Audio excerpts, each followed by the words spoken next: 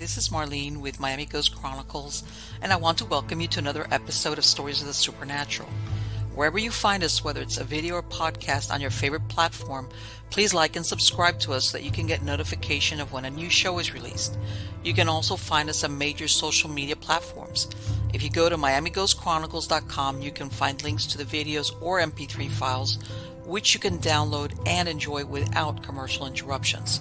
If you're into classic horror, ghost, and adventure stories, I narrate Nightshade Diary, and you can find links at nightshadediary.com. If scary stories are your bag, and listening to encounters with cryptids, ghosts, dogman, and other weird creatures sends a shiver up your spine, then go to supernaturalstorytime.com for links to our weekly podcasts.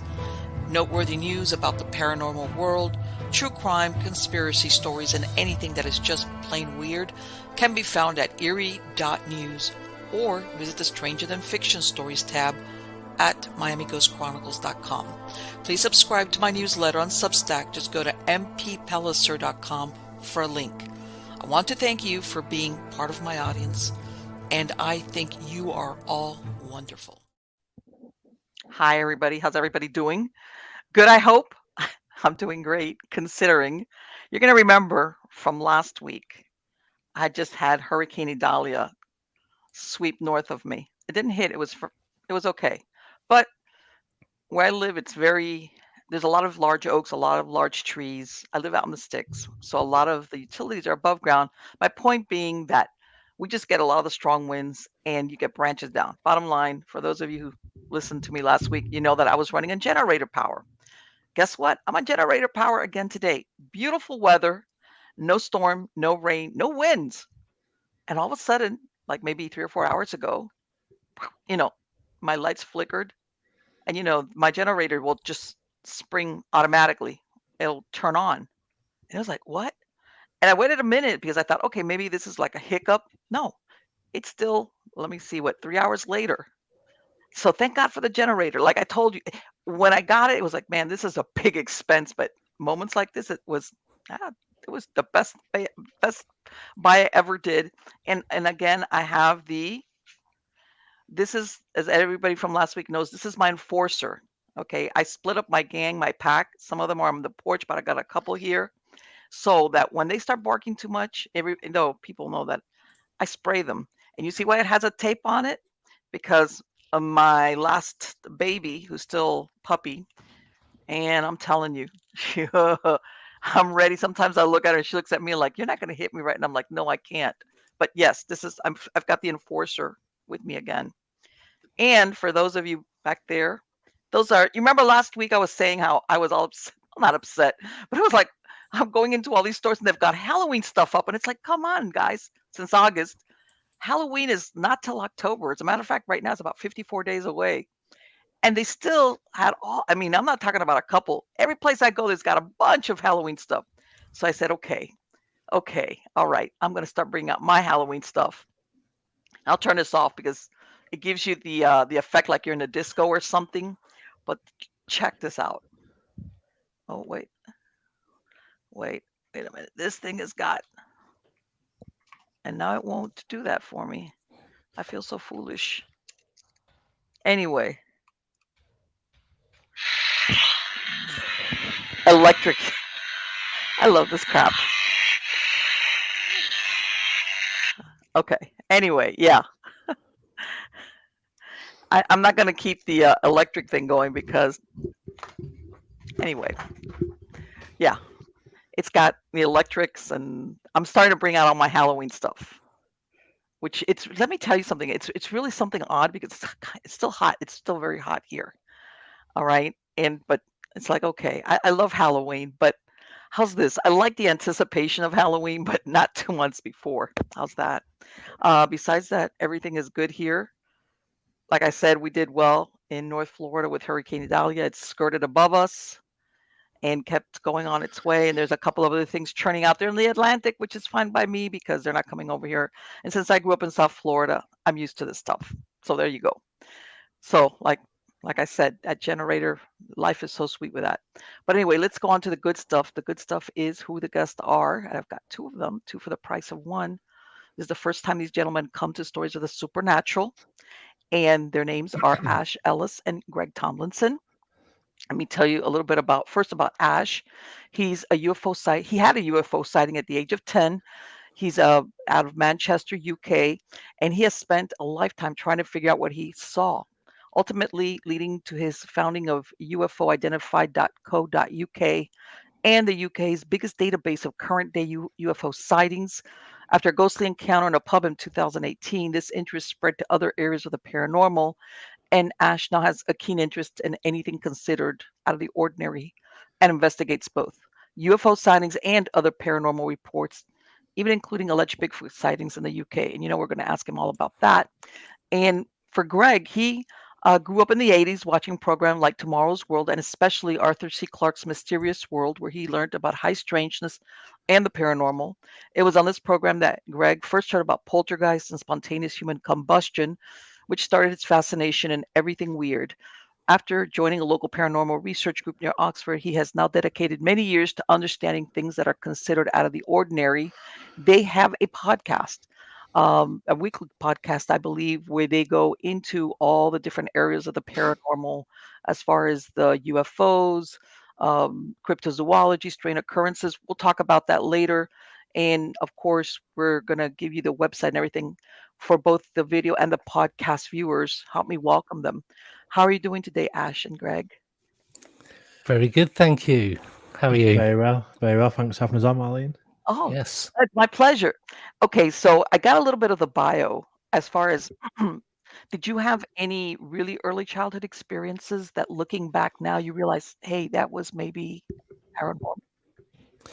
Yeah, so I used to stay at a friend's house. Like my mum used to work in the mornings and my friend's mum used to work in the afternoons. So during the school holidays, like we'd be at each other's houses. And like I'd Right. be there in the afternoon, he'd be there in mine in the morning. So Okay. one of their parents. And one day I remember I had to stay over at his house.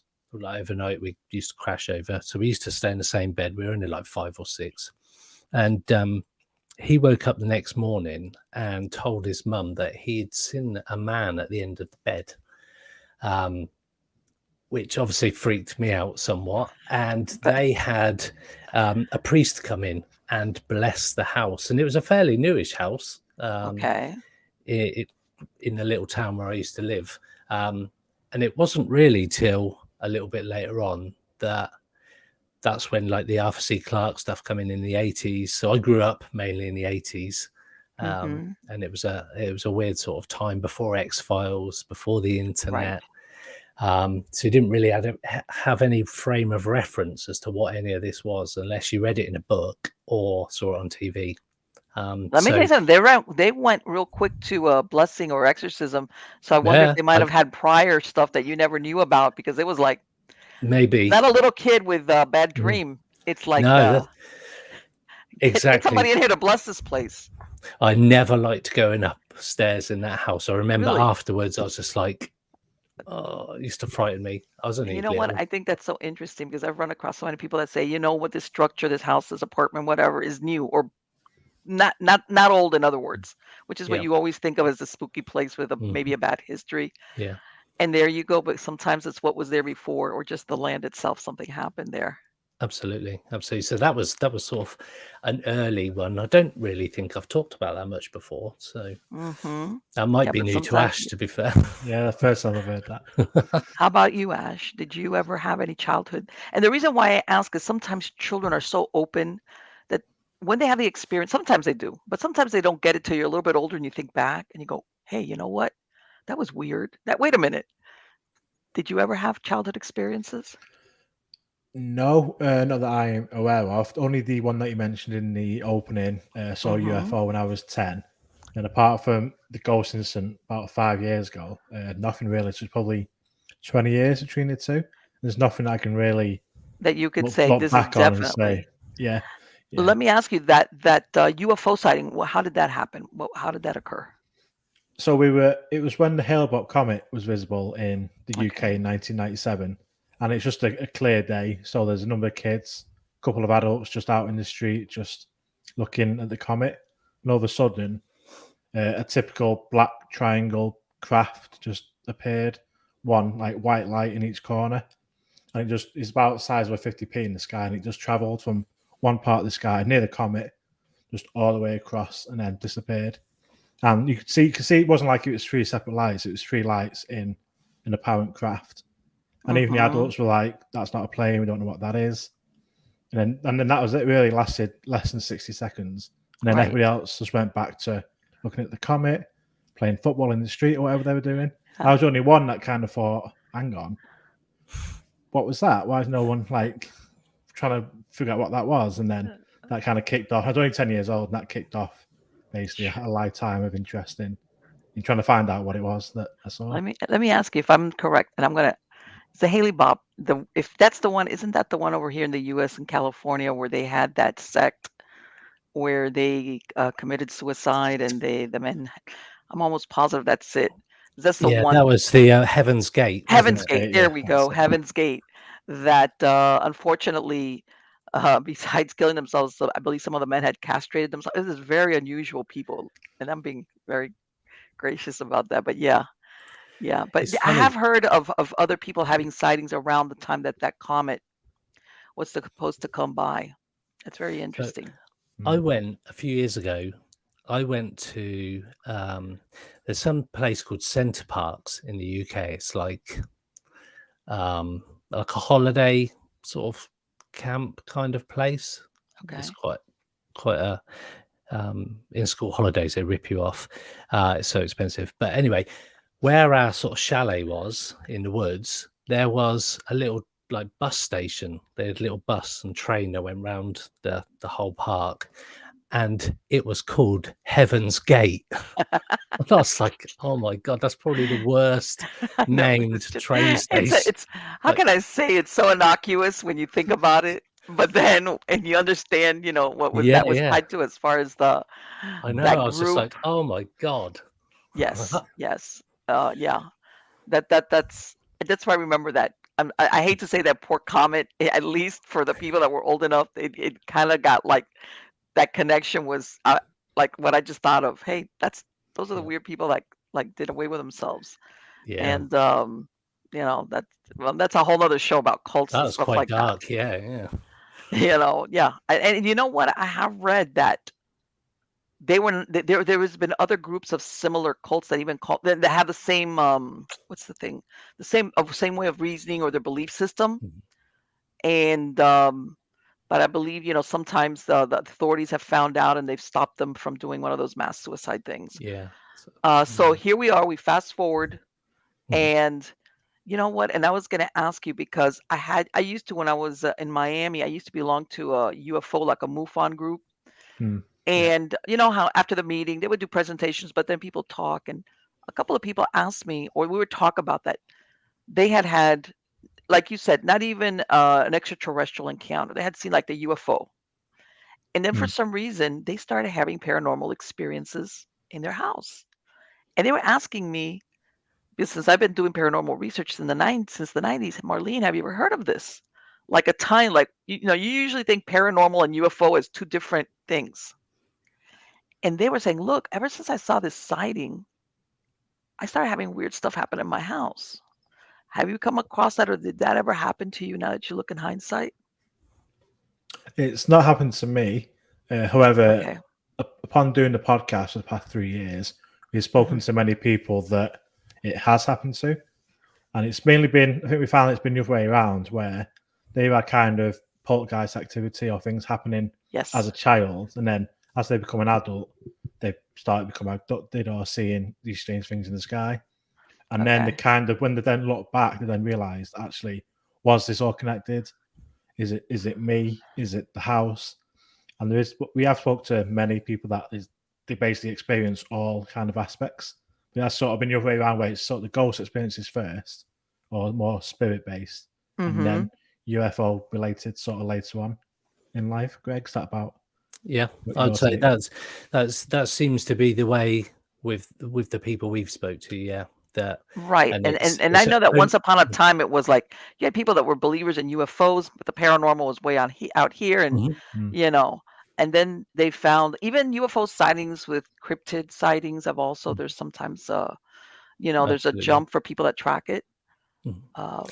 So we've when we first got into doing a podcast, we were very much like we got the paranormal episodes, we've got the UFO episodes, we do the Mhm. cryptid episodes, and then as we're going along, the guests that we spoke to would be like, "Well, I've had the paranormal experience, I've also had the UFO experience," and then you'd have the UFO experience and the cryptid experiences, Yes. and then there'd be sort of all three. So we've kind of got to a point over the last few years that it's all just one thing, and people Yes. experience different parts of the one thing or multiple parts of the one thing at some point or at different points in their life.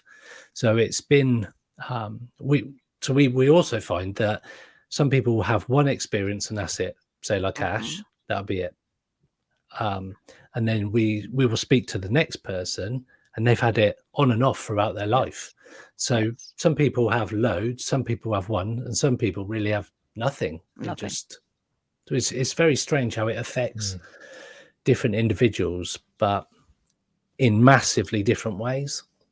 Yeah, well, I've interviewed a couple of times a gentleman by the name of Stan Gordon. He's out in Pennsylvania. And originally he was an investigator. I feel it was for MUFON. In other words, bottom line, he's been tracking reports of UFOs since the 1970s. In other words, he has a very many years of trackings. And we've talked about how he realized where all of a sudden they were spikes in UFO sightings and spikes in cryptid sightings in that neck of the woods where he's at in Pennsylvania. Because originally, like I said, he was not a cryptid guy. He was not looking for that. He was strictly UFO sightings.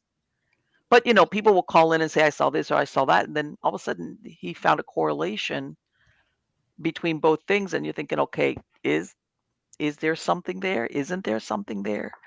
Um, you always, I don't know if you've heard of the theory that some people think that some of these UFOs are coming through either rifts or portals that are interdimensional. Maybe some of these cryptids are coming in and out at the same Yep. time. I don't know if you guys run across any stories like that of anybody witnessing a portal or something along those lines.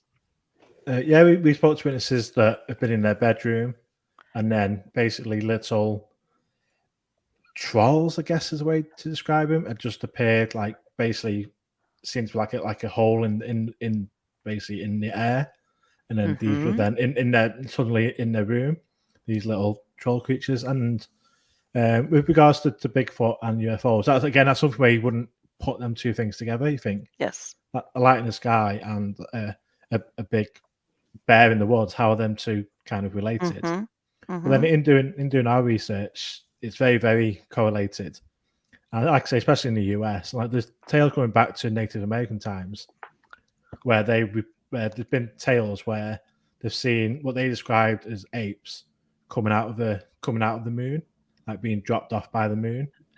And I guess Wow. if there was a ship in the sky, that might be how they would describe it, because they haven't got any reference to call Sure. it a plane or anything. That's Or how they what if described what if it. the ship is cloaked or one of those Yeah. things.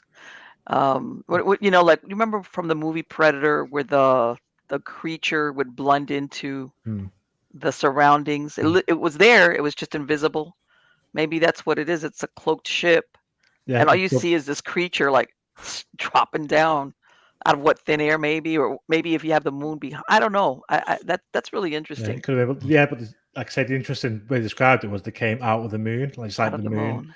dropped these ape creatures off. And there was another one, I think it was 1950s. Can't remember where in America it was, but a mum and the daughter had seen a Bigfoot type creature run into the woods, and then a couple of minutes later, two lights came out of the woods and then Okay. sort of disappeared off into the sky. So again, are they the pilots? Is that Hey, your question ride came by for we you. need to Like, ask? Yeah, but it's not something like I say, it's not something you'd usually put together. But the more we research, the more you think actually, oh, you know what? is it all related? Recently, you know that India and Japan and Russia, they've been going to the moon in these past couple of weeks. They landed non-manned, and so I've been reading all this other stuff about the moon and everything, and I'm reading some stuff about people saying the moon is a ship. I was like, okay, and I'm one of these people, I always keep an open mind. Some of the times I go, wow, but I always try to keep an open mind about some things, even if they're really wild. And that one about that the moon is not really a satellite, as in a piece of rock, that it's actually a ship. And then you're telling me that, and I'm like, well, there you go. But I read a book about the moon being man-made, so yes, it's actually a also, man-made yes, structure, and only when we're sufficiently advanced enough in terms of our intelligence will we understand the reason why we, like past selves, built the moon. Um, right. and it's a message. And I, again, like yourself, is some of the accounts we listen to on the podcast, and we talk to people, and we're like, I know. how can this be something you've experienced? Right. And we speak to them on camera like we are now, and they're very sincere. There's no Yes. laughing, there's no joking, they're deadly serious. Some people that we spoke to almost look haunted by the Yes. abductions they're having. Yes. Well, on our podcast, we don't make a judgment on the podcast. We just, like yourself, we just Right. have a Right. conversation, and it's all cool. And then afterwards, we'll have a little debrief, me and Ash, and we'll be like, even if only 1% of that story that person's told us is true, Hmm. the whole thing's insane. Like this Yes, of course, experience. like where, and I think that's what scares people sometimes, Mm, that the ones that are like kind of very rigid, because if any of these things prove even kind of true, it makes everything else look mhm, okay. If that's mm, true, then what else yeah, that in my world doesn't exist or is made up or that's a fairy tale? What if yeah, some of those things are real? And yeah. I think that's why a lot of people are like, no, no, no, no, paranormal. Ah, you guys forget it. You're all crazy, because they're afraid of, hey, I want to go into the movie theater, see this, or well, nowadays you can stream it, but that's as far as I want it. The credits Yeah. roll, and then I go back to real life when none of this stuff can happen. Mhm. And like you said, that some people are haunted. I'm going to make this. I was a practicing hypnotherapist for many years, and I had a few people throughout the years contact me in order to forget. They wanted to Wow. erase from their memory certain things that they had seen, because they just were having a terrible time after they had witnessed certain things Mhm. about living life. How's that? They Yeah. they were having a hard they developed anxiety, they had a hard time sleeping. Mhm. In some cases, some of them after nightfall would not go outside. Their world totally, and they contact me, throughout the years, like, "Can you make me forget?" And I mean, I worked with them on different things, but yes, I understand what you're saying as far as Yeah. that. For some people, it's very difficult, Yeah. and I think it depends on the personality of like, I can't exist in a world where this is possible. Yeah. And we've got to the point now that we'll take anybody's experience, we'll listen to what they say, we'll ask the questions Right. that sort of come up through natural conversation. We just put there put it out there, and if people believe it, they believe it. If they Right, don't, they exactly. don't. But one of the things we say is that unless we've been in that person's shoes, like Sure. anybody, unless you've been in that person's shoes, who are you to say whether or not that experience was real? To that Mhm. person, it certainly, the majority of what they're saying, they believe it. So Yes. whether they want to believe it is another matter. But the fact that they believe it when they're saying it to us, and sometimes they're saying it to us for the first time, they're the first time Yes. they've ever spoken to anybody about it. Mhm. Yes. Um, yeah, it's a privilege anyway for us. But yeah, we get feedback from people saying that guy's or that woman's experience was like insane, and Mhm. like we have conversations around the fact that we've spoken to a guy a couple of times, and he's the guy that's been haunted by his experiences. We spoke to him a couple of times. He's just released a book about all of his stuff, and yeah, it's you're just like, I don't know how you would process a lot of it, and that's the thing. Right. How do you even process this fantastical experience? And Right. I mean that in not necessarily a good way, Right, exactly. So but some how people do you say process? they look at I'm gonna go with a psychic, the psychic or medium, somebody that Mhm. can sees the dead people or whatever.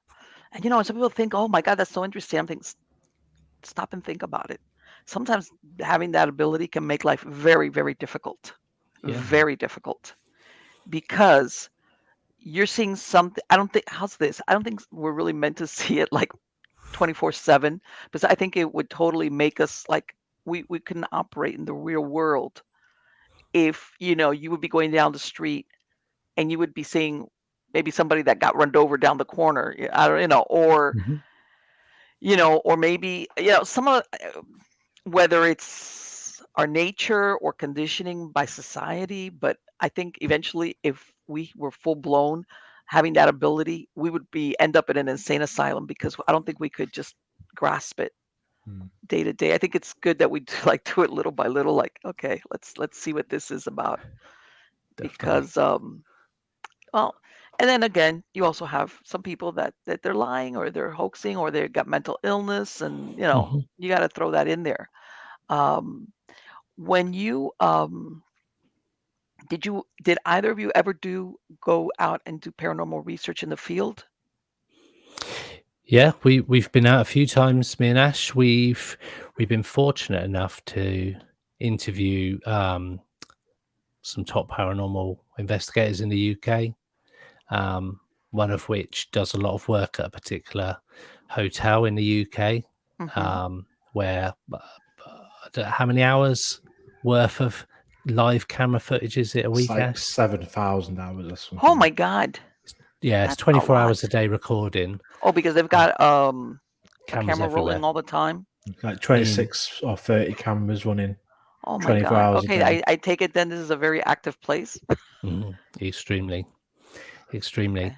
Okay. So we were fortunate enough to go up there a number of weeks ago, and yeah, we done a lot of investigating, spent all evening and through the night investigating different aspects and areas of the hotel. Okay. Um, and it was insane, How really. old is the hotel? 400 odd Oh, years okay. old. All Yeah, right. we're quite fortunate in the UK that a Oh, I lot was of gonna our say, yeah. I mean, you yeah get something that's, and I yeah know that in some cases, a lot of these structures, they even have earlier stuff that was there, and they just, build on mhm, top of earlier yeah stuff. And yeah especially where I inns am and in the taverns and hotels, I imagine, from yeah. what I understand, they're there from forever. So I've been to Oxford Castle just in terms of age, Okay. just down the road from me, and it's been a site of part of Oxford University for a All right. thousand years. And Yeah, it's just we're in you the crypt, definitely got to have and some it's type of activity there. I mean, there's just no way to. All right, you guys, Mhm. take it easy. All right, I'm gonna hold on. Let me use the enforcer. Oh Hold on. yeah, Hey, crack you on. guys. My audience knows I have a bunch of little dogs, and the one barks and the other one's bark just because the first one barked, that kind of thing. But yeah, you know what? Let me ask you, and this is the thing. Sometimes I wonder about some of these really, really, really old structures. That it's how much of this is intelligent hauntings versus residual. Something that was repetitive. That there really isn't any what's soul or ghost. It's just something that was done so many times. Like you hear people going up and down the steps or the stairs, and it's like, so that's one of the things you have to be careful with. Or one of these really large places, like how do you cover that? Mhm. So what? Explain what happened to us, Ash, in one of the rooms in room 5. So when we were at the hotel, which is the Ye Old King's Head in Chester, which Mm-hmm. is an old city itself, a famous Roman city, which is why it goes back so many years. But Okay. we were getting clear, intelligent responses. Really? We were in one of the rooms, and we'd asked for it, like we just typically calling out, asking, "Can you make a noise? Can you tap on the wall to let us know you're here?" Okay. And then there's a tap on the wall. So it's like, okay, that could be anything. If that was you, can you do it again? Okay. Immediate response. Just to make sure that is you responding to us. Can you tap twice on the wall? That's We're intelligent. like, okay, cool. Right, thank you. That's amazing. And then all of a sudden, to my left was the door to the room, and clear as day, two loud, proper knocks on the door to the room we were in, loud as day.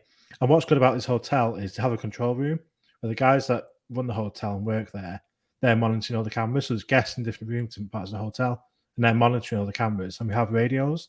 So Mm-hmm. he's radioed the control room and said, just had these knocks. Someone just knocked on the door. Can you check the cameras? Was anybody in the corridor? Was anybody in the room next to us? Can you just try and rule out anybody else making Right. this noise? So he's like, okay, give me a couple of minutes.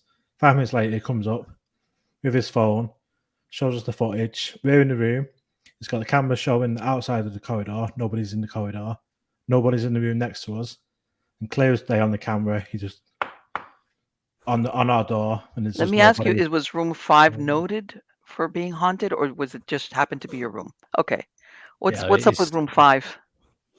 It's one of the most active rooms in the Okay. hotel. There's a number of rooms, and yeah, you essentially, it's got a pub and like restaurant at the bottom that Okay. closes throughout the evening, and then like on the second floor, Mm-hmm.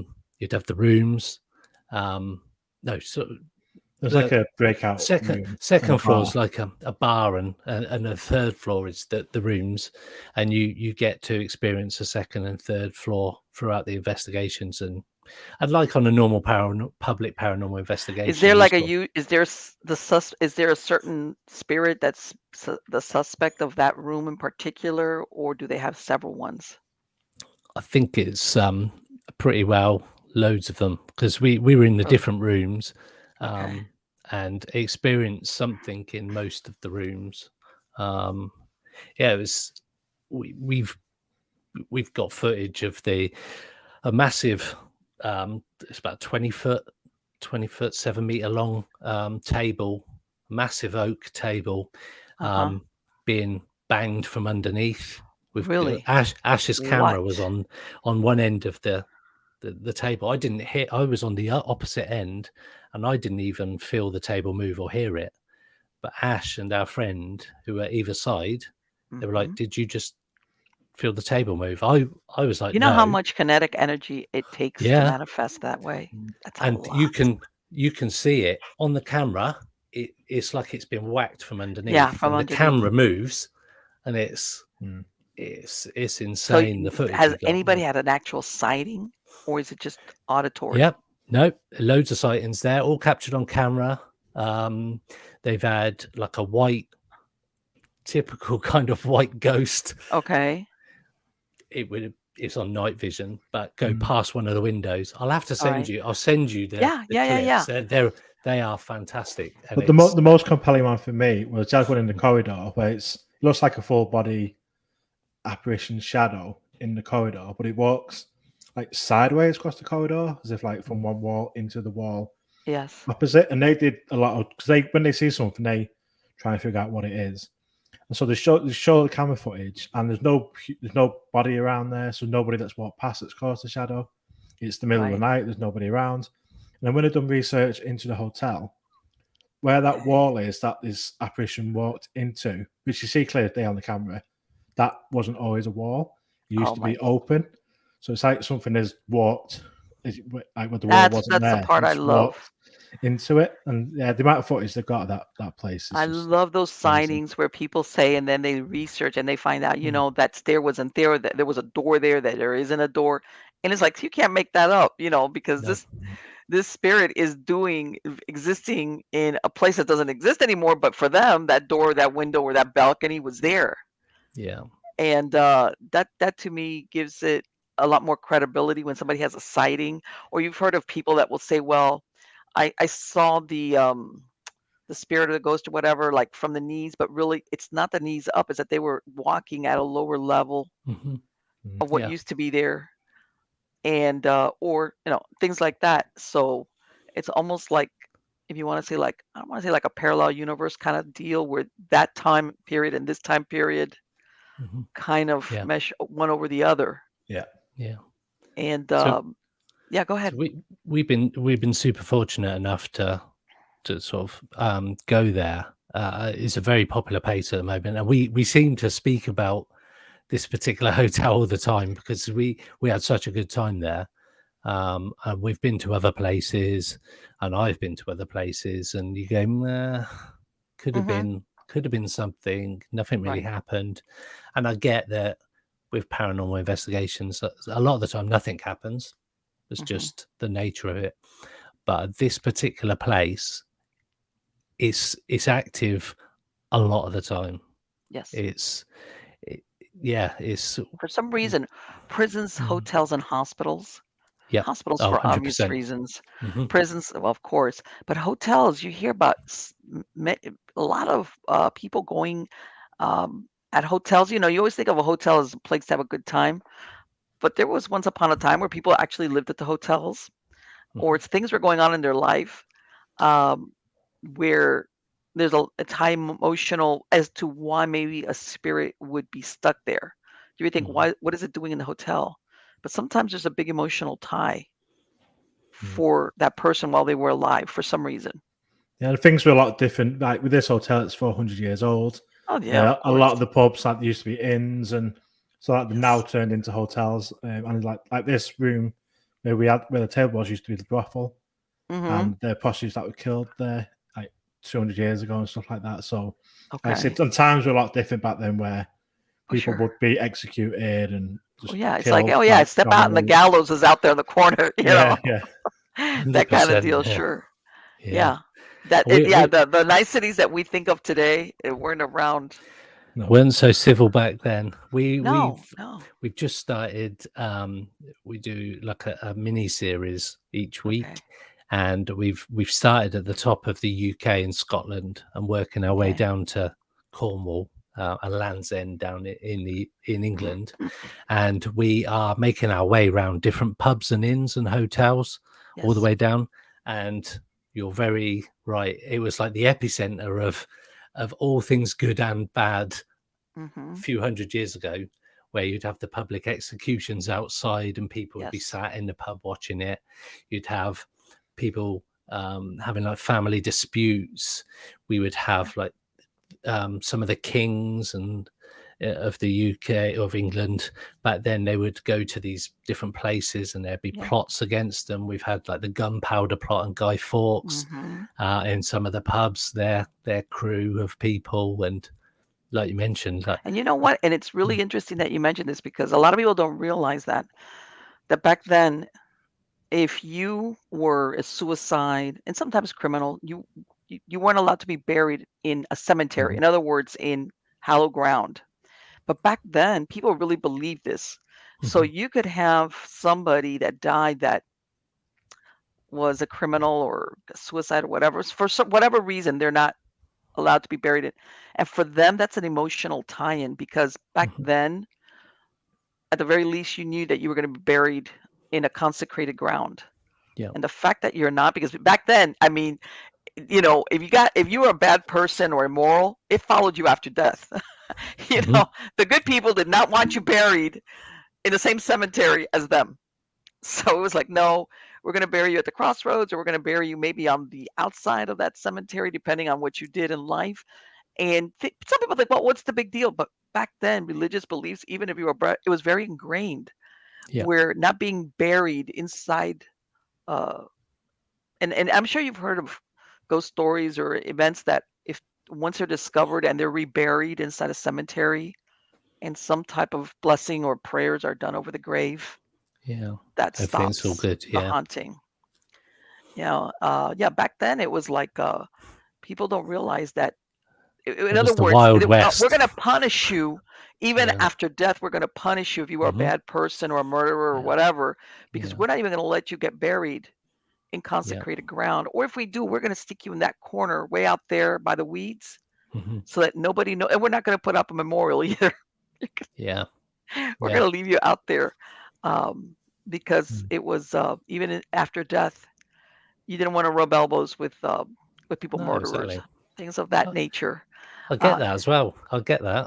It does kind of make sense. It's just yeah, we're a little but bit people more. think I wouldn't care, and it's like back then people did care. Hmm. They cared Hmm. very much. I said that's a matter of fact, and I would say even in the UK, why you would have the noblemen that they would be sometimes buried inside the churches Yep. or very close to the Hmm. altar, or the closer you were to the inner church, you know, up the food chain you were, because it was like and if Yeah. if you were less rich or less noble, you got put Yeah. out further out. So yeah, that was a way of keeping the after death. Yeah. The other day I was going to ask you then, Greg, if you guys are doing that, even though this is in Ireland. I was revisiting that story about, and I hope I'm pronouncing this right, Leap Castle or Leap, or I don't know if I'm pronouncing it right. This is the one that is in Ireland, and the family, well, now a family bought it in 91, but back around the turn of the century, it was an English family that lived there. But they've had a sighting for many years of an elemental. All right, pretty scary elemental. That I look at that. They found an oubliette. Those dungeons where they were throwing people. Mhm. But among one of the signs that to me was like, wow, I was this really. Oh, when you read the description of it, it's pretty scary of an elemental spirit that supposedly has been in the air. And there's always been like I don't want to say a controversy, but some people say that it was the Druids who invoked it. Mhm. Other people, like there's different theories as to how this thing came to be there Yeah. in that castle. And if you ever get to it, I think that's one of the most fascinating things I've heard as far I'll as have a look at that. Yeah. some of those castles. They're so old. It's like, okay, whoever was Mhm. haunting this place is like, okay, yeah. Yeah. In some of those, and I hate to say it, but life was cheap during the times Yeah. that, Yeah. yeah, It was definitely a lot more brutal, and yes, we found that whilst doing a lot of study in the different states in the US, that there was a high proportion of um, hauntings and activity around places of high trauma hmm tended to, and like you mentioned, hospitals and sanitariums, prisons yes, particularly as well, where everybody was it was very harsh environment back then. It hmm wasn't like hospitals nowadays. That's oh no, a little bit more friendly towards the patient. no, they were they You were you're like an they were inconvenience. You're understaffed. mentally, yeah, you were broken if you were in there. You Sure. weren't just mentally um affected. You were treated completely different to like a normal person. So Well, they were understaffed, and the people that they uh-huh. did hire sometimes were horrible people, but they Yeah, needed a warm absolutely. body. Mhm. So that's those abuses behind. Yeah. Nobody was paying attention, then that's could have been the result. What Yeah. resulted in a lot of, by the way, very dark Yeah. hauntings. Yeah, Not your definitely. regular, Uncle so and so, is hanging out in the house because he built it. This Yeah. is really, let's face it, some of these people in the prisons, also, they were criminals. These were very Yeah. dark personalities to begin Yeah, with. horrible people, yeah. Yes, Yeah. it's not like, I'm going to ask you a question, and I'm sure you've heard of, you know, the last 15 or 20 years that there's a lot of paranormal reality shows, and everybody has their own method, but there's some of them that at the end of the show, which of course they speed it up for entertainment purposes, they kind of tell the family this is the setting where it's okay for the dead to hang out. What do you think about that? Do you think it's okay for the dead to hang out or not? Or do you think it'll go south eventually? Gosh. Uh-huh. I've never even thought about that before. I think the challenge we've got is that the chances are a lot of these spirits are actually there before the people. Right. So, And um, I'm not talking about auntie or grandma or so and so no. great grandpa that comes in once in a while, visits and disappears. I'm talking about Mhm. a ghost that's there all the time, or at least even if it's not seen or felt, it's haunting the Yeah. premises. I think, it's good. It's a good question. I think personally that if it's a decent paranormal team, a Hmm decent paranormal investigation that's going on, and they're trying to understand the reasons why this particular manifestation is happening Right. in the property, it can give some kind of closure by understanding, and like you say, it could be so it could be some bones of that particular person are in the wall somewhere, Right. and Right. they find these bones, they bless the bones, give them a correct burial, and things stop. And I think that if you can do that, I think that's a good thing. But I don't know. It's we get contacted a lot by people saying, "We've got this thing in our house. Can you help me get Hmm. rid of it?" And me Okay. and Ash are in no way any kind How of about you, expert on Ash? this. What do you think about that? Mm. Do you think you should like get rid of them because it's gonna go, or you should be like one of those live and let live? Like, well, that's not the right thing because they're dead, but Live and let die. you know, but we could coexist Uh, here. Yeah, Um, I think I think that might not be too bad. Because you think about these places, like for example, the mhm, hotel. Don't want to bang on about that too much, but other places, like there's certain pubs that are like over 1,000 years old, like Oxford yes, Castle, over 1,000 years old, and they have lots of people going in doing these mhm, investigations, and you always get these responses. You always seem to get results. So there's right, hundreds of people going in and doing this, and it's been going on for decades and decades and decades, potentially hundreds of years. They've had these spirits in there. I think one, the spirit's probably used to it. It's not like there's been it must be like, oh, you again? escalation. Yeah. Oh, this question again. Um, Yeah, it's not like you don't really see like escalations. It's not like the activities got worse and worse the more that people are right, going into that. So I think that whether it's someone's house where a family's living there, right, or whether it's a building that is open for paranormal investigations where hundreds of people are going in and disturbing these spirits, for right. lack of a better word. I think, yeah. So I think for me, thinking about it just now in that way, I think, yeah, I think we got response. I firmly believe we got intelligent responses from I do. something in that building Right, when we were there, and they were happy to do that, as far right. as I can tell.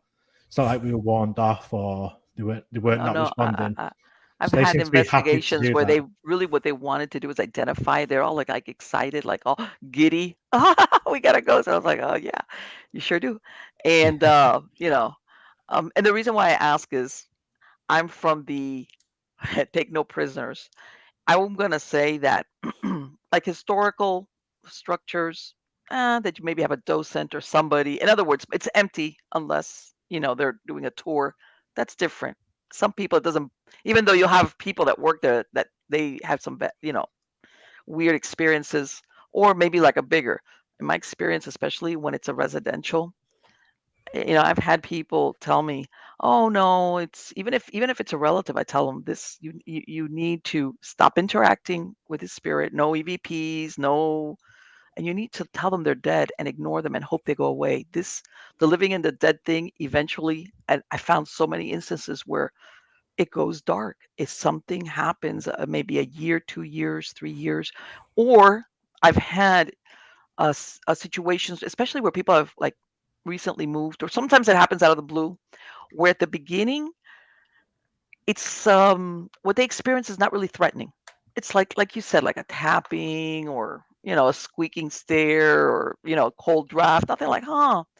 But then it starts becoming malevolent as it starts going on because it's almost that vampire thing, like you got to invite it in. Mhm. And some people, they don't realize, especially if it's an intelligent haunting or even in some cases non-human, where it disguises itself, where it starts off slow. How's that? It starts off slow. Yeah. So people will say, oh, you know what? Or if they suspect, oh, it was the guy that built the house. I don't want to kick him out. He was an old guy that lived here and might be, might not be. Or even maybe the guy that built the house was a real son of a gun. And and then down the road you're like, and I always ask everybody because I looked at some of these shows and it was like, well, nothing's really happened. And especially if you have children, I'm like, these people are crazy. And like I said, I've done so many and I've had to follow up, or like I tell everybody, most of the time the family solution is if they can't, they move. They don't even call Yep. back to say, "Hey, come back. I changed my mind. Can you help me get rid of it? Or do you know anybody that you could send over?" They just they're out of there because it's the easiest way Yep. you know, to get out of a situation where all of a sudden before I was like, "Oh, do you know we have a ghost?"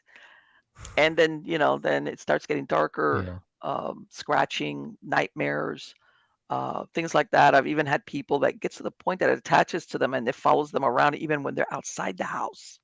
And I Yeah. don't know, I'm sure, have you guys spoken to anybody that's happened to them that it's like carry with you ghosts that Yeah. Not so much. with that, I mean, there are very famous UK cases like that. There's Okay. a Battersea Poltergeist where it followed the girl to work. Mm-hmm. And she was like a seamstress in a shop, and the scissors were being thrown and floating Really? around in the area she's working, and that escalated up from nothing. Really? Same with How old was she? the it all started around puberty. A poltergeist then, do you think? Do you Yeah, think that was yeah. displaced kinetic energy? Yeah, and then we've got the Enfield Yes, of poltergeist, course. Yes. The which is a Enfield famous one, and that poltergeist. started with the girls um, But there was sort one of in around particular, puberty. though, of the sisters, though, right? That was the Yep, agent. Janet, Mm-hmm. yeah, and that escalated up from knocks Yes. and tappings up to she the spirit was talking through Janet like Mm-hmm. on camera. It's a fantastic And see, documentary to that's the watch. thing that It's you hear about insane. poltergeists and you hear Mm, like what you said, prepubescent or adolescent children, yep, usually girls, and yep, and it'll go on from a few months throwing things. I mean, and then it stops. But yep, then you get other stuff like that. It's like, yeah, was she possessed? Like, okay, are we talking poltergeist or was this the yeah. entry point for something else? It's like Yeah, it makes you it's wonder. Let me it's fascinating. it's she's well now she's grown up. I know that Mm, yeah, all of that stopped for them though yeah, yeah. She as goes they on grew older. TV. I've seen her on TV in the UK a couple of times. Now she's older. She Hmm. doesn't like talking about it. She's quite a nervous person anyway. Yeah. Um, yeah, and Hmm. they just wanted nothing to do with it. But they were of the opinion, and it seems to be the same with a lot of poltergeist. You said about people moving. Um, a lot of the poltergeist cases that I've seen, these people go, "Well, I'm not moving. I'm not getting out of my house. It's my house. I'm Right. not being driven out by this thing." Right. Especially And they, when yeah, and it's like it's our family home. We're not moving. We're not going anywhere. And right. it No, and you becomes a know bit what? of And a for some driving force. persons or Mm. some families, it is not feasible financially. They just cannot. Exactly. Yeah. Yeah. They've either Yeah. bought a place and financial, like they've put in the funds. This is, They're whatever. They just committed. can't Yeah. move, Yeah. so they have to like stick it out. Yeah. I'm going to ask you because I know this is a very well-known um, case in the UK, which is, excuse me, is Borley Rectory, Mhm. which later on I've heard really turned out not to be accurate or truthful. So, I mean, we haven't really spoken about Borley Rectory. It is a famous UK Right. haunting, but to be fair, it's not Mhm. even something I've really looked into. I know it Okay. is has been a famous case, Right. but with me and Ash, we tend to go for the lesser known Okay. kind of cases. So we try and bring forward the cases where people haven't necessarily I love those.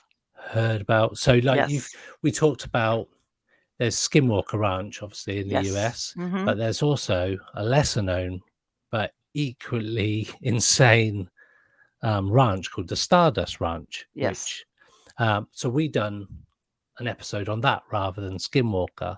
Well, no, And Skinwalker's been, done covered to death. for Yeah, it's been done to death. yeah. So we like to find out these, like we say, did people come onto our podcast and talk for the first time? Some of them Mhm. first time publicly, um, and open up about their experiences. And we don't tend to touch the really famous stuff. We've only when there's Right, been because big everybody and their anniversaries. cousin does a We version talked of about the Roswell, not Roswell, Rendlesham Forest in the UK. yes. Sorry, because it hit the 40th anniversary as we were doing the episode. So Mhm. we did do that, and Ash went out to Rendlesham Forest and Oh, done you its went? investigation. So yeah, Ash has been out, saw some strange stuff. But when we did that episode, we didn't talk about the famous incident. We talked about Mhm. other incidents that had been happened years Yeah. before, other strange stuff that had been happening for thousands of years in that area Mhm. that Yeah. people don't really talk That about. you know what? That's so interesting because everybody Mhm. thinks sometimes did anything ever happen before Yeah. Mm. Yeah. in that There, area? What there was happened? some. What was the history of Rendlesham Forest? Go on, Ash. Yes, so in terms of the famous the case is the famous US Air Force ran air base at the time. And Mhm. over a couple of nights over Christmas 1980, they saw lights in the woods, and everyone knows the Rendlesham story. But in February, that was over Christmas 1980. In February 1980, there was another UFO encounter at the base. And in Right. 1956, there was a number of UFO incidences at the base, so 24 years earlier. But no one ever talks about these. Now, I'm Okay. quite a big UFO guy, but I never knew about these other Right. I'd occurrences. never heard of that. And these are from like ex. So we spoke to former US Air Force personnel who'd had these Mhm. experiences on the base, Mhm. but they're obviously not as well known as the like Colonel Holt and Jim Penniston that were part of the famous case. And then the greater Rendlesham Suffolk area itself, there's also the whole place is just thousands of years of supernatural stories and That is myths and like out of that one wild spot. men in like this one probably 100 square mile area. So Really. which is quite it's not How a old big is the area. how far back was that air base established there? What was it, the 50s you said? I think was it used during the Or war? during World War I II? think it, I Yeah, it think may it have was been. used during Yeah, World War Two. Okay. yeah. All right. That's it. That's outside of the country. So Okay. Okay. And You know what? during The the other Cold day, War.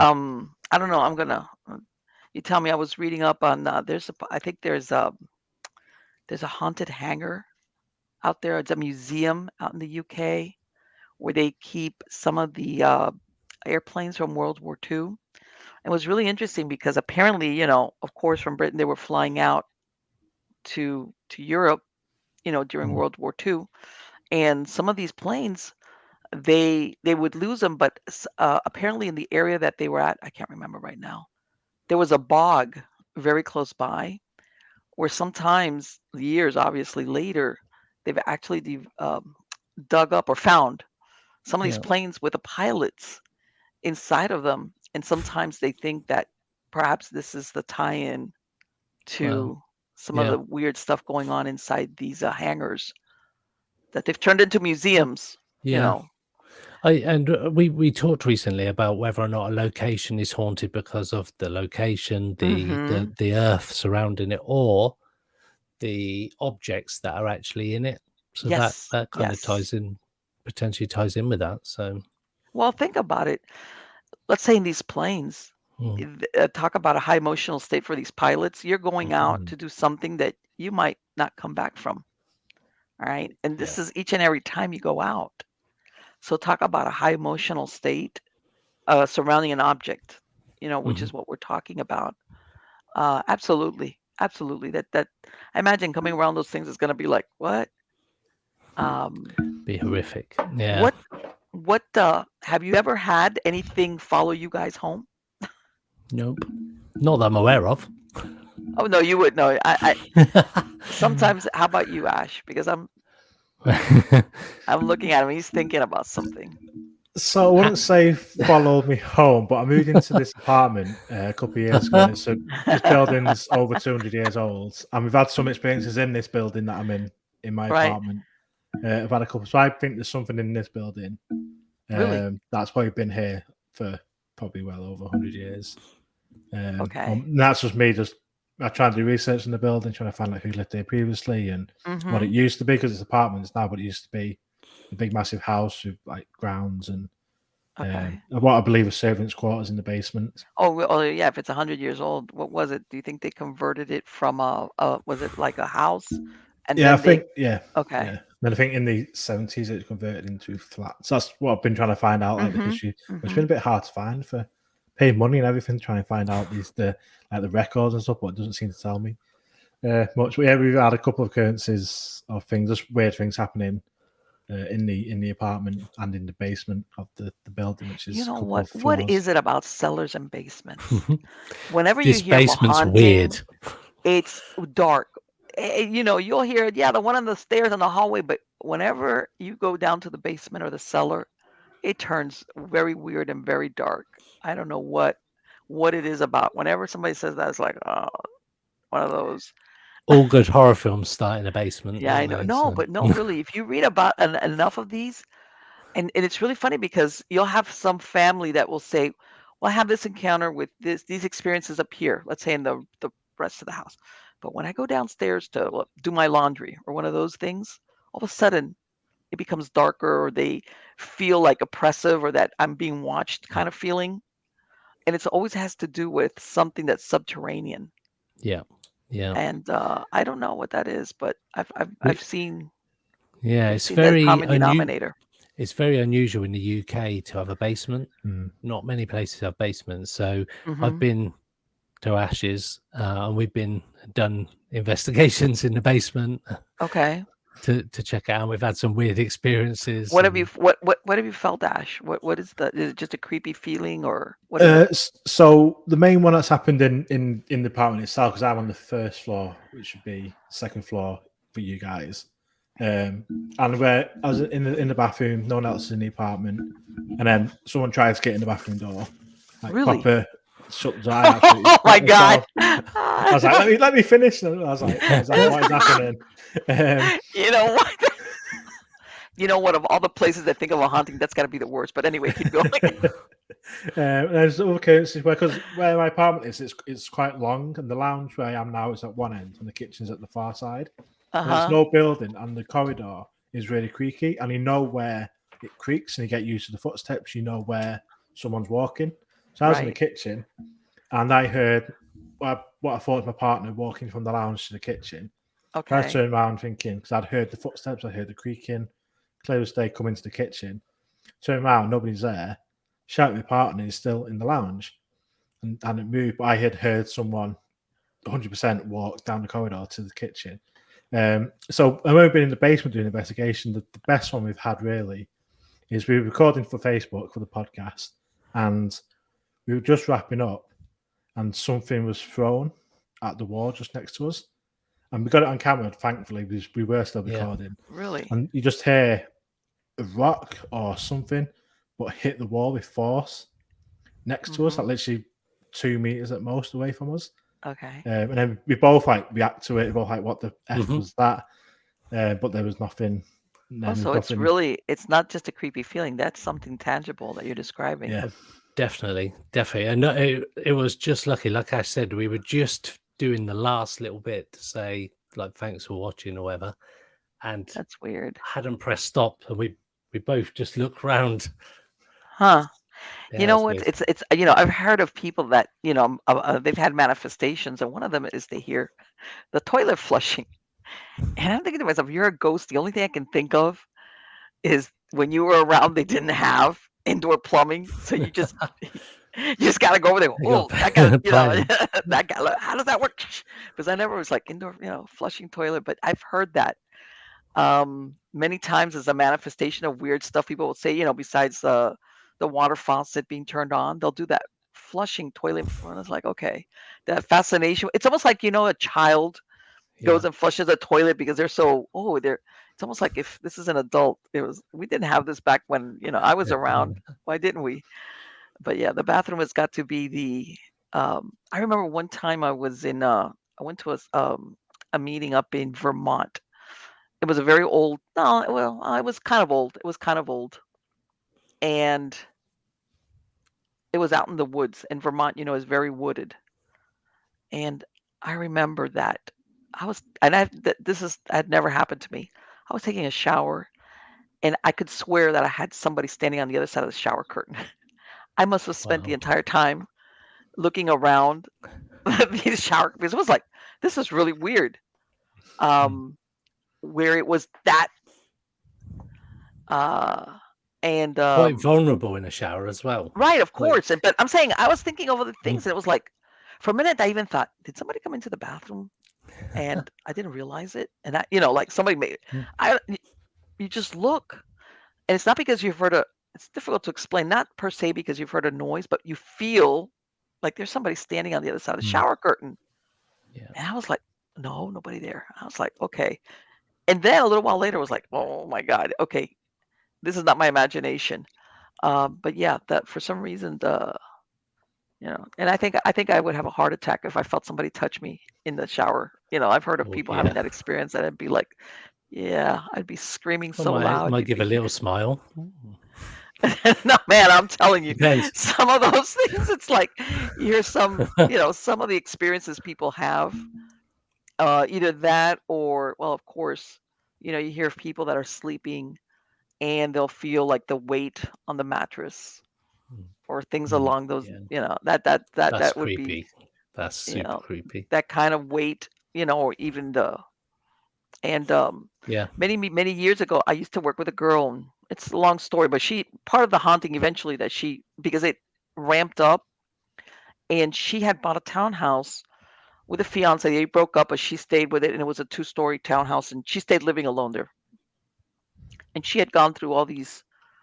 It had ramped up as far as started like with whispering in the ear. Like when you're waking up, that you hear like somebody whispering, but you wake up and you're like thinking, oh, I was in the dream state. That's how it started. But bottom line, and she said that she had a dog who would. He says never had a problem. It was a young dog, and all of a sudden he would just sit at the bottom of the steps of the stairs going to the second floor where the bedrooms were and just bark and bark and bark. She was like going crazy because she didn't want to put him out in the yard, but she was like, "What is wrong with you?" So she says that whispering in the ear kind of, and a couple of times she says she almost felt like that weight thing, but when you're in and out of sleep and you're really not sure, is it am I Mm. dreaming? Am I? But she says that one day, by this time, I remember she told me, she goes, Marlene, I really thought I was going crazy. I was afraid to tell my mom and my sister because I was thinking, I'm going crazy and they're going to think I'm going crazy. But she says that one night she's asleep and she says, and I guess I was so nervous, when you become like a light sleeper, even though you're not a light sleeper. She goes, I felt somebody lie down next to me and she felt over and she felt somebody. Wow. Well, And she says, she goes, ran, she grabbed the dog, she grabbed couple of her things, sped off to her married sister's house. And she goes, I made her make, I laid down like on her side of the bed, like blankets, and I made her leave the light on because there was no well, way. And she says she spent like a week at night yeah. at her sister's house. And she says, and she would come with me during the daytime, pick up some clothes, and then, and back. And Well, there was a lot to that story as to what the origins were, how she resolved it. But to me, when she described I said that's got to be the most horrible. She says she goes, mm, so many times I'd felt that, but it was like, and then she goes, but when I put my hand out and I actually felt somebody there next to me, that's weird. she was like, she says that she just like, and she says that's when she told her mother and her sister and everything and about what she had been experiencing. And as a matter of fact, during this, she had told me says I would be at the kitchen sink washing dishes, and then I had a window, and she goes, and I kept feeling like this was at the very beginning. I would feel like somebody was watching me, and I'd turn around, and then she goes, I'm alone in the house with the dog, and she'd be turning around, and there's nobody there, nothing there, nothing there. She says it got to the point though that she started getting that same feeling of being watched even when she left the house. All right. And later on, she found out what the origins of it was. But as far as that vulnerable moment, which is you're in the shower, the Hmm. bathroom, or sleeping, that's got to be the worst, I think. Yeah, it's like a proper personal invasion at that point, isn't it? Yes, of course. Or if, or when you don't expect it, because when you're ghost hunting, Yeah, you're ready for it, kind you're of, hoping maybe. for it, really, aren't you? Yeah, there was a young lady. This was because I used to work with a research foundation here in Florida. I was talking to one of it was, some of these groups have dissolved, and he told me he had this young lady had come into the team, and they went to this very old museum after hours, of course. And it was like a two-story museum, and they were just like what you said. Everybody's like within line of sight and just taking base readings and temperatures and all that. This girl, she's all she's on a ghost hunt. Something or somebody tapped her hard on the shoulder. She says it was unmistakable. She was tapped on the. She got hysterical. They had to like escort her out of the museum, Well, and they had to end it because she totally lost it. And my point being that sometimes people get into this thinking they're going to have this great experience, and then all of a sudden, when it actually happens, Yeah. there's like, you know what I mean? This is for real, yeah. And it was just that. And the guy says, I was watching her. She was like in another room, but I could see through the doorway. There was nothing. She didn't brush up against anything or Mm. anything like that, but she distinctly felt a very hard tap on her shoulder. And that did it for her. That was the end of her ghost hunting days. Fair enough. Yeah. It's so let me ask you, are you guys doing anything for Halloween coming up? No, I brought that up at the beginning. Wow. Just getting, we're just on the hottest day of the year so far in the UK. Halloween's mean, not. Is that a big deal over there? For It September, is. it is. It's the hottest Yeah. ever, like September. Yeah. at the minute. Halloween though is a bit. It is and it isn't.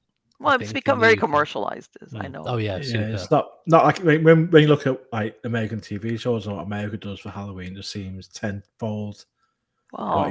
what you get in the UK. It's not quite as Yeah. big. Let a me big tell you something. deal. I'm upset because usually, we go down into like, you go into October, November, December. We're talking, well, here at least in the States, you've got Halloween end of October, then November. You've got Thanksgiving, and then of course the holidays, Christmas, New Year's. It's like the home stretch of the year. And my last show, I was like telling my audience, I'm upset. I'm going into all these stores and they've got all this Halloween stuff, and it's like, come stop. Like it's hot. It's you always think of the autumn or the fall time for Halloween, and it's become very commercialized. We kind of almost miss Halloween in this country. It goes straight from the summer. I went into like one of the supermarkets today, and Right. they've got the selection boxes of Christmas selection boxes. Oh my and the God, you're big- kidding. And I'm just like, Uh-huh. Yeah, everywhere's Christmas already. Everywhere's Christmas. So where I work, they're organising the Christmas meal and like party. I'm like, wait a minute, right? What I said, they sent it last week. I said it's August. I said I'm Exactly. not even prepared to think about Christmas Yes. until at least October. They're like, Exactly. no, we need Exactly. to get booked up. I'm like, it's August. There's no such thing as Christmas in August. Right. Well, So and that's and that's the angle that sometimes that I find that how can I say, at least for me, with these holidays or these events, there's a certain thing of anticipation of enjoying the buildup, yeah, but not when it's 4 months in I advance know. and things of this nature. And um, over here, right before they took all the gardening and barbecue and summer stuff, and they hit them. It was like, Oh what yeah, they happened do to that here. It goes the barbecue stuff? It's all gone. Yeah. And so in terms of Halloween, I don't know. We might do something, I suppose. It's well, okay. We've got a bit of time. Let's go darker. Well, some people there's this commercialized with the pumpkin and but Samhain, Samhain, which supposedly was part of pagan celebration for the new year, as far as this was, and of course it's a different climate, but it would be like before the beginning of winter kind of thing. Yeah. And they from what I understand, there was a lot of unusual things that would happen, including in some cases human sacrifice as part of of those celebrations. There's a darker aspect when you go into absolutely pagan times. So missing out Halloween, we go straight to Christmas. So we've done it before where we'll do like a whole episode of like Christmas ghost stories. Yes, exactly. But not like Scrooged. We'll be like, we'll talk Real about ghost real ghost. You're not going to Christmas do like ghost M.R. stories. James? Is that what you're saying? So like all these like classic ghost guys? No. We're like, if it's not true, obviously we don't know whether some of these are true. That's when it gets onto our episodes. So there's like there's a hall a ruins near where I live, and it turned out that one of our first Christmas episode that we talked about one of the deaths at this particular ruins where I live. So that made a Christmas one. We've talked loads about Christmas killings and hauntings and stuff. So, it's that thing about the ghost stories. Yeah. And there's a lot of. Yeah, so we Halloween. I don't know what we'll do for Halloween. Well, and what I really like about these ghost stories is that they're stories, whether they're true or not. Yeah, Some stories is like you really don't. There's no resolution. It's not like the investigation where you go and then somebody comes and blesses the house and it's over. It's like the ghost stories, some yeah. experience that a person has. They Sometimes they become an know what the urban origins legend. are, Yeah, and it sort of sometimes they just had becomes. that Doesn't it? experience and Yeah, that was it, and they move yeah. on or whatever. Mm-hmm, Uh, hmm. or they had that one moment where they came across something that it was like, wow, what was that?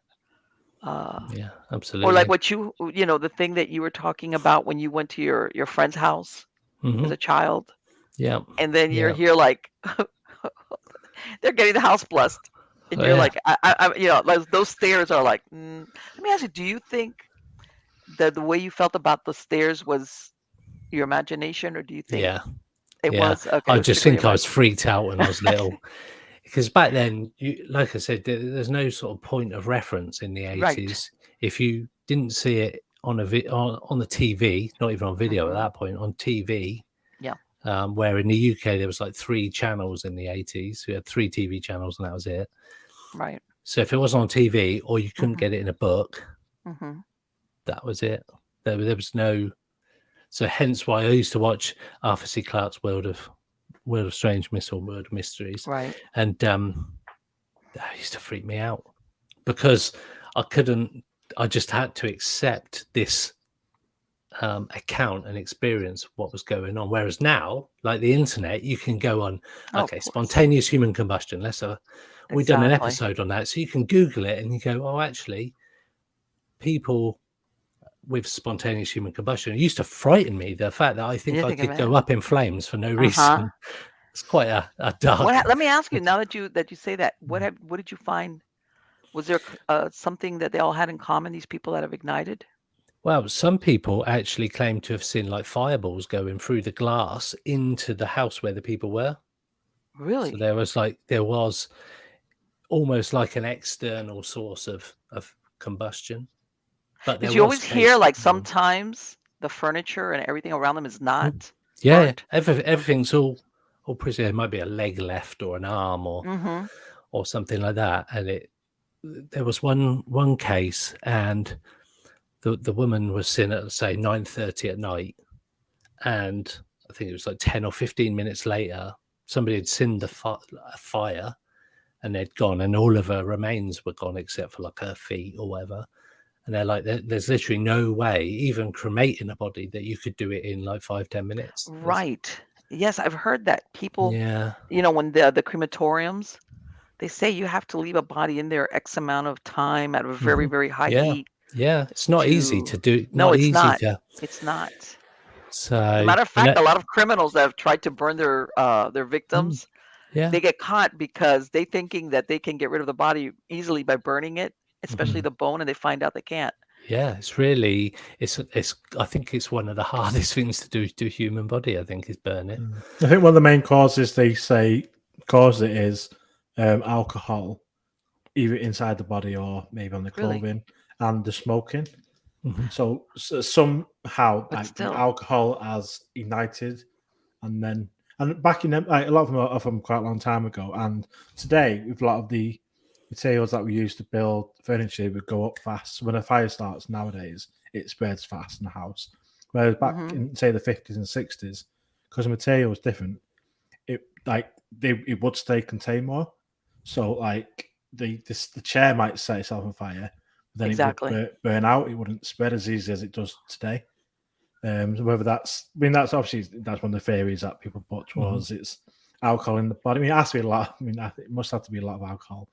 I Yeah. think between Right. nice and It's a like, well, cigarette or was something. this person like an alcoholic that they're like, Yeah. that how Mhm. I don't know if you've ever been around somebody that drinks so much that you can smell it through the pores of their skin. Like you Mhm. can be like, Mhm. oh my God, you smell like a beer Yeah. or whatever. Mhm. Yeah. Um, that they just like ignited. Yeah. That's a So that'll. so who know there was no real resolution to Hmm. like a final sort of explanation that covers every single one. So What's the what would make somebody burst into flame? That's Well, very exactly. interesting. That why would somebody burst into flames? That in itself is scary. That It's I a could just sit curse. here. It's a curse. No, I'm only Mm, kidding. it could be. It could Somebody be. had It's a voodoo karma. doll. Karma coming back. Yeah, also, but as a matter of fact, I'm going to go back real quick to that thing of Halloween. Yep. Down in South Florida, we have a lot of islanders, and that there's the African-based religions. That's very big in South Florida. Hmm. And I remember, like, before I moved up here, I still have chickens, and I remember I had too many roosters, and I had put them up for sale. And this was the eve of Halloween, and out of the blue, I get this young man calls me and wants to buy all three of the ones that I had for sale. And I Oh, told him nope. And because something told me, you know what? You're gonna do this. You're gonna use these things in some type of ritual or something. It's like, no, I'm not selling my roosters to you. I'm going crazy with my roosters, but it was so weird that the timing, and it was like in the evening, and usually people don't call you and say, "Hey, let me buy you your three roosters." I was like, "No, no, no, no, no, no." Yeah, out there you see a lot of unusual things yeah. I can imagine. because of it's it's a it's a different way of looking at stuff, and the timing, and of Mm, course that right after Halloween is what they call All Saints Day or All Souls Day and things like mhm. that, and in Yeah. Mexican they have the Dia de los Muertos, which is where people They're go the to the dead. Yeah. cemeteries, and Yeah. so yeah, there's a whole bunch of stuff traditions that some people follow it, some people forget, and they don't do that anymore. Yeah. But Absolutely. so for my podcast, I'm going to put a link to in the credits of the show. But for the podcast listeners, what is your website? And tell me about your show, your podcast. So we are Pursuit of the Paranormal podcast. Our website is pursuitoftheparanormal.co.uk. We've got a link tree. I don't know if anybody. Yes, Yeah, I just so found out about Linktree. Yeah. so cool. So we're at Yes. linktree/Pursuit of the Paranormal. Mm-hmm. And people can get the links to all of the podcast episodes. We're nearly 300 episodes in. Wow. We've done on the website. You've got all of the specials we've done. We've done the Paranormal United States, where we've been around Mm-hmm. all the different states in America talking about from A to Z or A to Z, Mm-hmm. talking around all the different hauntings and weird stuff that has happened in each state. And if you go on Amazon, Yes, you your can book. also buy our book, which we've Okay. just launched, which is, there we go. For There we go. anybody Yes, I watching the saw that video. paranormal. And Yeah. what is that? Does that include each state, or were you able to Yeah. cover all the Yep. states? Okay. So we've Right. got 50 different chapters, Okay. covering off every single state from starting at A right the way through. And yeah, on Linktree, the website, that can get all the Everything, information for that. for all your, whether it's the Yeah. Amazon or social Yeah. platform or anything like that. And And what is also it? Once a week you do the podcast? twice. Okay, twice. Okay. Yeah. So we have been up to 4 episodes at one point, but that's, Okay. as you will know, that's quite a Oh yes, that will mission. yes, that'll So that'll we wear dropped you that out. down to 2. So yeah, we do UFO episodes, we do ghost episodes, we do cryptid episodes, we do like a monthly roundtable of, we get UFO podcasts on to come and talk about certain subjects. Same with the paranormal, we'll get paranormal podcasts Right. on, and we have a bit more of a wider discussion around locations and equipment rather than specifics. So yeah, we're Pursuit of the Paranormal on all the social medias, basically. Right. All the major platforms and stuff. And then Ash's UFO side is Okay. ufoidentified.co.uk, Okay. where you can see the UK's largest I was database going of to ask you, yeah.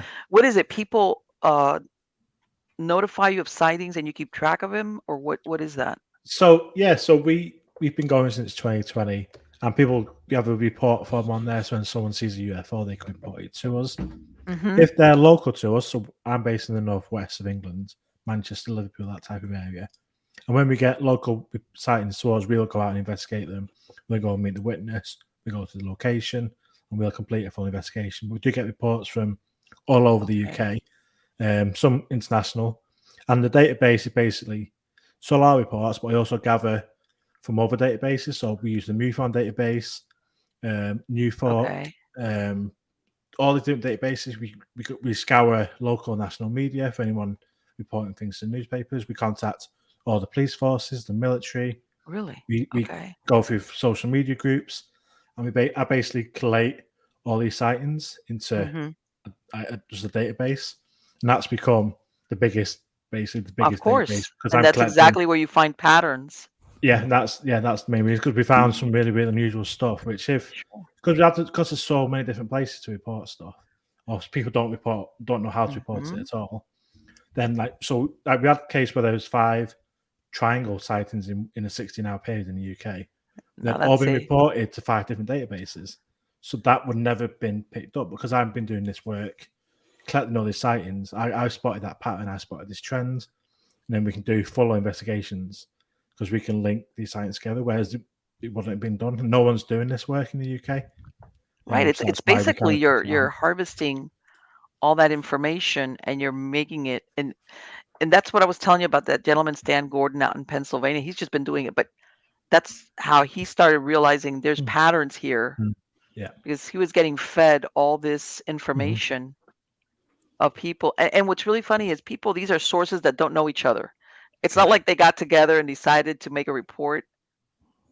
They're totally separate, and especially when, like you said, in that 16-hour period where you have people describing the same thing, it's like, okay, what are the chances of that? Yeah, definitely.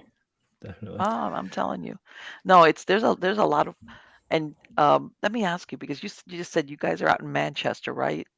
I am, yes. You're in Manchester. I'm sorry, I tried to put you in Manchester. No way. He's from Oh down my south. God! Oh, Ash, man. There's a north-south divide in the UK. Really? Let me ask you: is it true that I've heard that Manchester has a reputation that once upon a time there was a lot of witchcraft out there? Yeah, well, the sort of Lancashire, Manchester area, the Pendle Hill is not too far from me, the Pendle Witch Trials.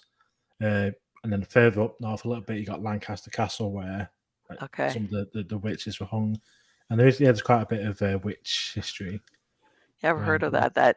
Well, and of course, one thing is what you hear, and another thing is reality. That even though it had that historical, but even afterwards, that there's still a lot of witches out there in Manchester. It's not like once upon a time. That's interesting. That's very interesting. Yeah, there's lots of like modern, modern witch, white witch, people that practice witchcraft and occult and stuff. There's a lot of places you can go where you can talk to people or meet people that. Oh no!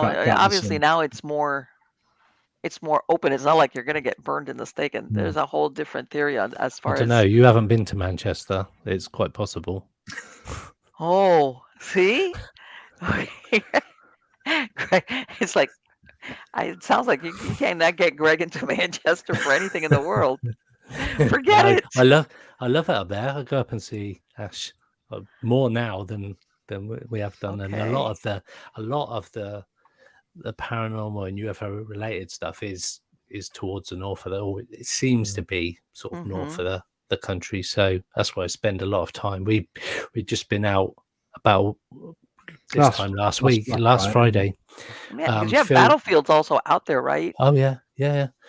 So we've been out filming for a program, one of the forests, and we've done some CE5 UFO calling out, and got that filmed ready for a program that's coming out in a couple of weeks. So yeah, So you're going to post all of this up on your website as far as anybody following up, wanting to find out about not only podcasts, but if you're going to be.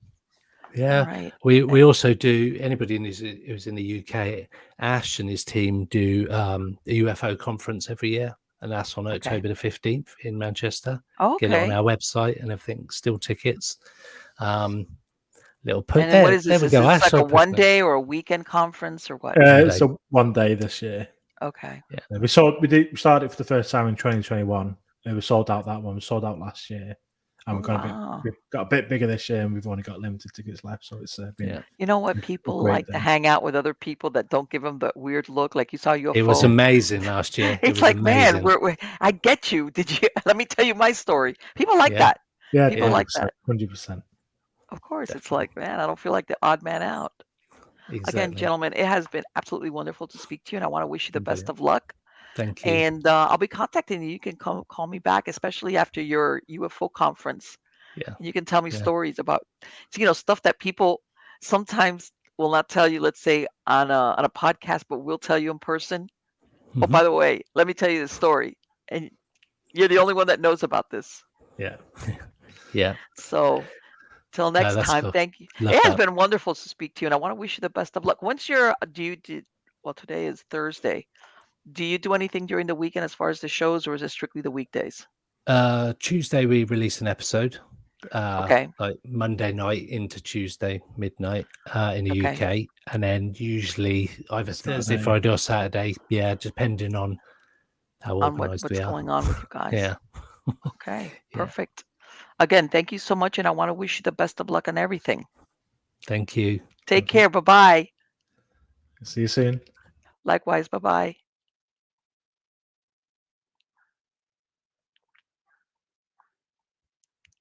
I love them. They were great. It's like, hey, I want to cover all the haunted places that I've heard of in the UK. And of course, Marlene geographically has no idea. Like, yeah, see, I was trying to make them live in the same place, like Manchester. It's like, it's like Marlene, it's a whole country. Because you hear of all these places. I was even trying to get information on a castle in Ireland. Hello. Um, but yeah, but I'm glad something that they pointed out, which is that they go and follow up on places that are not the ones you hear everybody and their second cousin has done the story on. This is new places that you haven't heard of about. So after a while, it's like, I could tell you what the haunting's about, and I could tell you what the name of the ghost is, and this is what happened. It's like, okay. And this is coming from somebody that, well, let's put it this way. Used to watch, I used to watch all of the paranormal shows.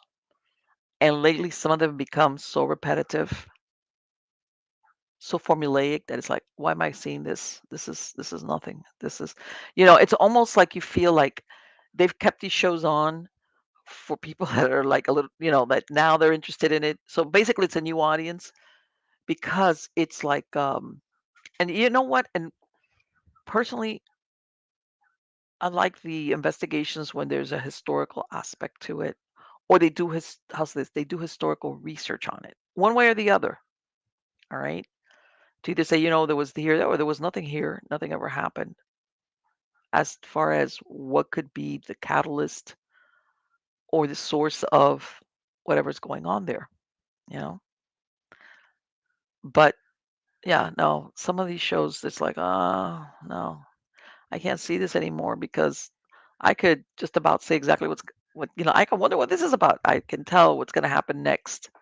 Um, so yeah, as a matter of fact, the last show I saw, which is new, which is pretty neat. I liked it. It's UFO Cowboys. Let me tell you something. That's pretty neat. Um, it's I understand the setup of it, but I like the people that they've got. It's like obviously cowboys, and they're UFO hunters at the same time. But they got a group of guys, of men that are pretty. I like them. They're interesting. It's an interesting format. This is the first season. It's just out. UFO Cowboys. I liked it. Sometimes you look at some of these shows, and you're going to the first episode, and you're like, oh no, no, oh no, no. There was one. What was it? It's been maybe 3 or 4 years, 5 years. I don't know. It was a while back. I think if I remember correctly, the name was Ghost Bait or something like that. It was short lived, so I think I was not the only one that was saying this is not a. And where basically you had a team going in, let's say to a family or person that said they had some type of paranormal event going on in their house, and they would get for lack of a better word, the target person, the person that was being targeted. And they would put a sack over their head and sit them there, like basically had make them endure I guess, a paranormal experience. It was like, okay, what is this?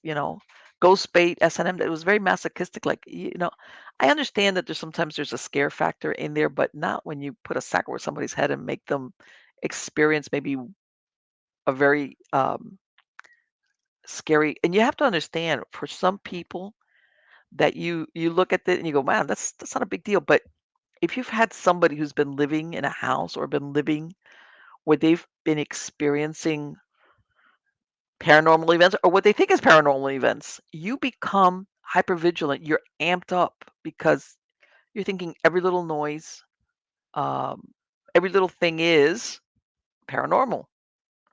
So you get this person that basically any little thing is going to set them off. And to me, it looked like basically it was just like a form of torture. It was like, this is not an interesting show. I don't see the entertainment value in it. And I guess other people thought the same thing because it was short-lived. But anyway, yeah, there's some shows that I look like I'll go through the first episode. If I make it through the first one, it's like, nope, not for me. But that UFO Cowboys is pretty cool. I like that. I really like that. And again, I'm gonna go back touching briefly on this UFO thing because before ufologists were I don't want to say it was a conspiracy theory thing, but it was like, oh, ufologists, the abductees, blah blah blah. All of a sudden in the government it's like taken off. All these people in the government are having hearings, and people that belong to the CIA now are saying they're contactees. And it's like, what? That's weird. That's weird. I mean, let's face it, even from Roswell, the government has always been the one that's taken the trouble to make people think, what is it, a weather balloon, or this or that, discredit people if they had any type of veracity. And all of a sudden they're jumping on board. This is weird. I don't know. Maybe just that's just a cynic in me, but it's like, and that's another thing. They have these hearings, and why don't they bring in all these people from across, let's go with the United States, across the United States who have had some type of UFO sighting or encounter, or whatever the case. And I'm saying they've got so many people to pick from that you can exclude the mentally ill, you can exclude the liars, you can exclude the people that are like that they're wishy-washy in their descriptions. I mean, there's so many people that you could bring in and say if you wanted to bring them to Congress or anything and testify about their experiences, it's like, why are you getting government officials? Why don't you get the ordinary person who experienced or saw something that is very credible? There's a gazillion of them. No, they don't bring those people in. That's another thing. I'm like, yeah, what's up with this? You all of a sudden this UFO thing, and uh tells me like, and I wonder what my dogs are barking at, for the love of Mike. I don't know. I'm gonna have to go out there with the enforcer. But yeah, I hope you guys like this show. I will be doing, speaking of Halloween, I will be doing a Halloween live stream this year again. Like, this is gonna be my third year with my wingman Henry, and we'll do the same format. And we'll talk about. Let me see what angle we'll do with Halloween. Some Halloween stories, true life, weird stuff about Halloween. And you know what? It's really funny because we live in this thing that to I forget that the Halloween is really an American thing. And in the UK, I'm like, hey, aren't you guys doing for Halloween? It's like, right, doesn't everybody celebrate Halloween? It's like, Marlene, hello. It's an American thing. Yeah, I'm sure it's become commercialized, but and as far as ghost stories, is absolutely right. It was the how can I tell you that Christmas thing that you always heard about? Well, let's tell, ghost stories around the fireplace when it's cold and snowing and all that, or cold or whatever, and foggy out in the UK. But yeah, that was Marlene having a mental hiccup, for lack of a better word, about that. Yeah, Marlene, not everybody celebrates everything, So yeah, I got to follow up with them. I got to follow up on their podcast. Like I said, I'm gonna have a link to their website, especially the website that's got all those reports. That's another thing, and that's great. It's like a clearinghouse of UFO reports. That's very good so people can say, hey, this person did. Hey, I did. There are other people that saw this in this area around the same time I saw that. That's very interesting.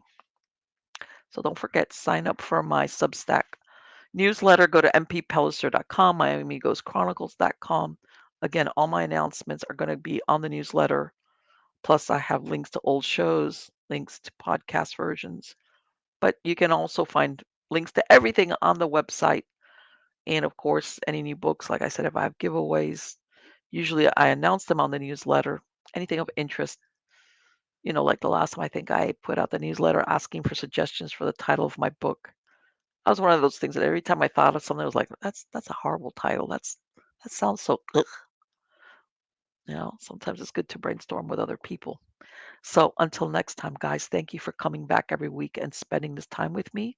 Again, I have some great guests lined up, new ones like Greg and Ash, and then other people coming back. So till next time, take care.